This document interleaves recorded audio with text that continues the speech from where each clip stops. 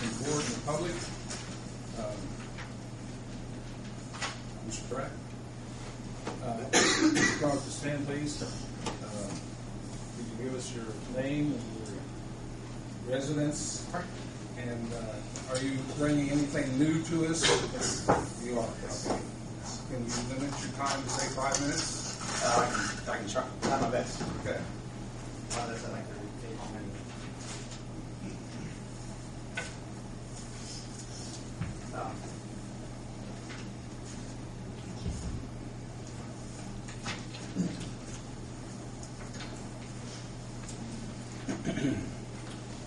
My name is Brack Rayles, and I live at 335 East Hendrick Street in Greensburg. Fairly new resident of Greensburg. I've only been here about 3.5 years. Recently got involved with the airport issue about a little less than a year ago. And I want to state right off the bat, while I fumble through my words, that I'm certainly against the expansion of the airport, strictly on the basis of eminent domain. I think in this case, the use of eminent domain is an immoral issue. The fact of taking these good folks' land, although they are being compensated for that land, you are taking away their freedom to keep it. And to me, that is immoral. And I couldn't do that if I claim to be a believer, and I am treating my neighbor as I'd like to be treated. I know that issue kind of gets washed at times. So what I brought for you today is some statistics. And I'll try to hit the highlights, but what I would like for you to do is, when you have the time, take this home, review the stats that I've gathered. All this information is free data. It's off of census.gov. If it's not off of census.gov, I've listed where the information has come from, whether FAA.gov or whatever it might be. Basically, what I have been... The airport discussion has always been about jobs. It's always been about economic development and jobs. But what I fear is that this board, nor the city council, when this board was created, ever came up with statistics on how many jobs and how much income this expanded airport or built airport would bring in. We've been given stats of, well, there are 3,500 GA airports in the United States, and they produce X billion dollars of revenue each year, and they support 57,000, X number of jobs. But why has the question never been asked? How? How did you come about those numbers? And how were those numbers gathered, and where did you gather that data from? And so I wanted to do my level best, not only just to serve the folks that might lose their land because of this project, but also to serve my government.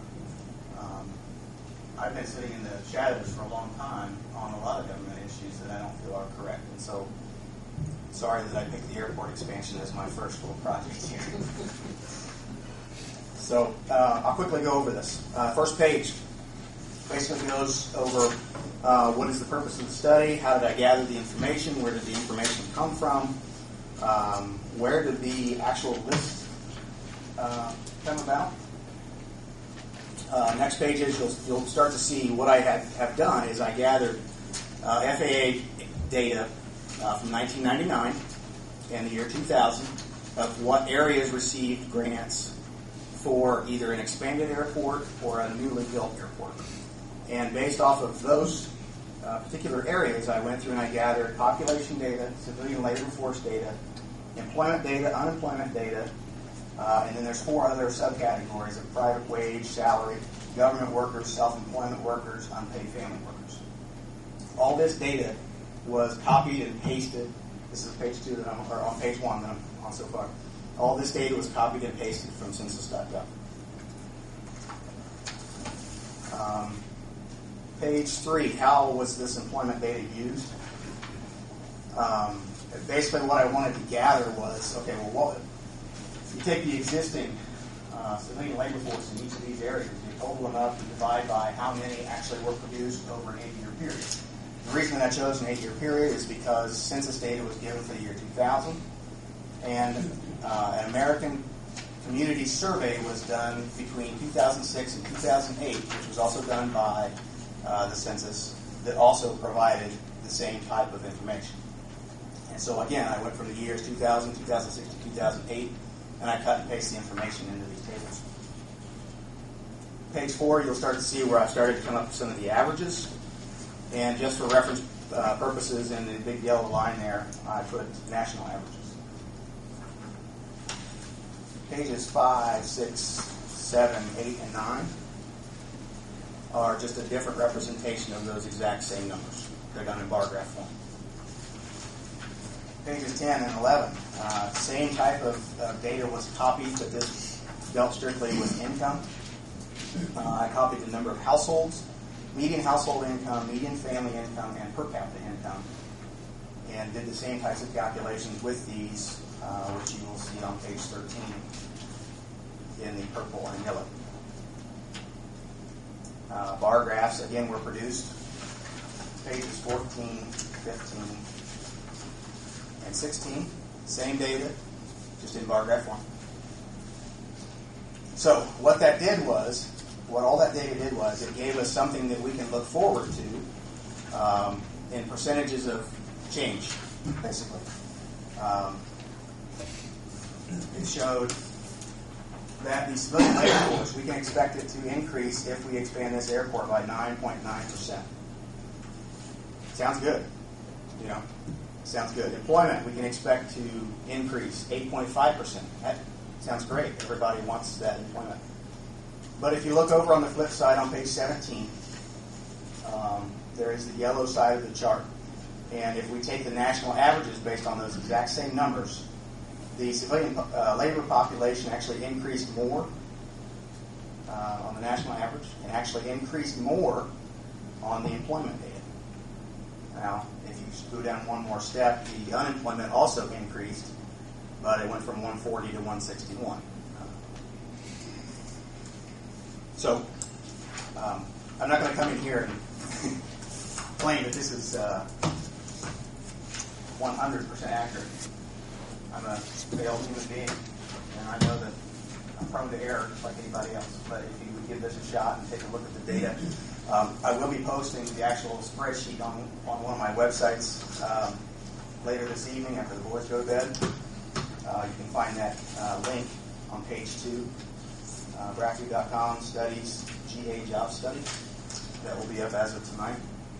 I encourage you to take a look at it. Please contact me. Let me know of any changes that you see. Let me know of any formula errors that I have made, or if someone can determine a better way to come up with average employment increases or civilian labor population increases, those sorts of things. Again, I want you guys to be a good government. I want my city to be a good government. And I apologize that I've waited so long. I've spent 80 to 100 hours on this the last 2 weeks. My brain is fried. But I would encourage your comments and hope that you give this real consideration before you move forward with any of the expansion project. Thanks for your time. Can I ask you a question, if you don't mind? Absolutely. And we certainly do appreciate you coming up, and we do welcome the public to come up, whether they're for us or against our project. We do welcome that. You say you've been familiarized yourself with our project quite a bit. So you're familiar with Morton Marcus, the economist from Indiana University? I did read over what he had mentioned. I don't exactly remember. Okay, so you're aware that he's putting together a very extensive study on the economic impact of the airport for this area. Why couldn't that have been done before any of this had progressed? It wasn't time for that. It's part of the environmental assessment. The LP has to be approved first. It's part of the environmental assessment. We have to do things, like that. We will invite you when he does come up with his study, and we don't know the answer to it actually. He was invited to do that. He wasn't told to make a certain conclusion. When he comes, we'd certainly like to invite you to come listen to what his conclusions have to say. Statistics can be, we can all make statistics, say anything we want. We do welcome your comments. We feel strongly that there is an economic benefit and many other benefits to this airport and this expansion. But it stops right there in the explanation. Show me the data that it's going to actually prove before you take these folks' land. Show me that it actually will do what you say it will. Okay, and you're opposed to eminent domain, and we certainly appreciate that. I mean, some people are. I presume you've driven on Interstate 74 before. I sure have. Okay, that's all I have. Thank you. Sure have. And I won't leave it right there. I understand that I have participated in taking folks' land because I love drive on Interstate 70. And although I wasn't well informed of the Lincoln Street project, I've been told actually that some of that has been affected by eminent domain as well. And I apologize to those folks who have been affected. This really boils down to, we're all promised the freedom to make choices. And what you are about to do is take away these folks' freedom to choose. And I think that's sad. And I honestly believe that I can't stand up to my 5-year-old son and my 8-month-old and tell them that your land is not your land. Your land is only your land if the government doesn't want it. And I think that's sad. Thanks for your time. Okay. Anyone else?